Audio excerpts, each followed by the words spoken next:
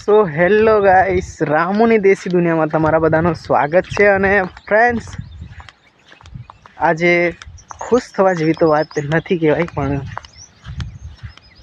મેં તમને કહું તો આજે તારીખ છે 4. તો ગાઈસ, આજે અમારે ત્યાં અહીંયા ફૂલ વરસાદ નહીં, પણ કેમ કે આ પાછળ પડેલી જમીન દેખાય છે એમાં ખેડવા જેવો વરસાદ પડી ગયો આજે. યાર શું કરવાનું કે હે ને. તો પહેલાં મેં જે વિડીયો મૂક્યો હતો તેનામાં પવન પણ હતો, એટલે અમારે થોડું વધારે નુકસાન થયું હતું. અને હું ખુશ કેમ દેખાઉં છું એની તમને મેં વાત કરું તો, પહેલાં મેં જેમ આગલા વિડીયોમાં તમને કીધું હતું, નવા હોય તે નહીં જોયો હોય તો જઈને તે વિડીયો જોઈ આવો.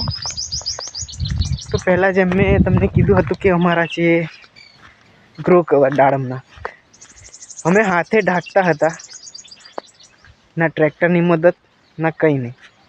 તો એ અમારી મહેનત આ વખતે ફેલ ના થઈ, એટલા માટે હું ખુશ છું. કેમ કે પવન ના આવ્યો, અને પહેલી વખતે તો આવ્યો 18-19 તારીખના આગલા મહિનામાં.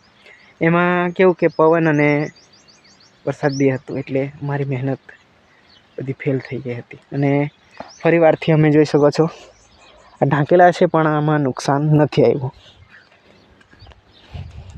પલળી ગયા છે બધા, પણ નુકસાન ના આવ્યું, એટલે હું ખુશ છું. કેમ કે યાર અમે પાછા લગભગ 7 થી 8 દિવસ મહેનત કરી, અને પાછા અમે હાથે જોઈ શકો તમને હું એ હથિયાર પણ બતાવું, તેની સહાયતાથી અમે આટલા ઊંચા છોડવા ઉપર આ કવરને ઉપાડી અને ઢાંકતા હતા. તો જો આ રીવી પાછળ થાંભલા જેવું દેખાતું, પાછળ થાંભલો છે, પાછો આને જોઈ શકો આ રીવી.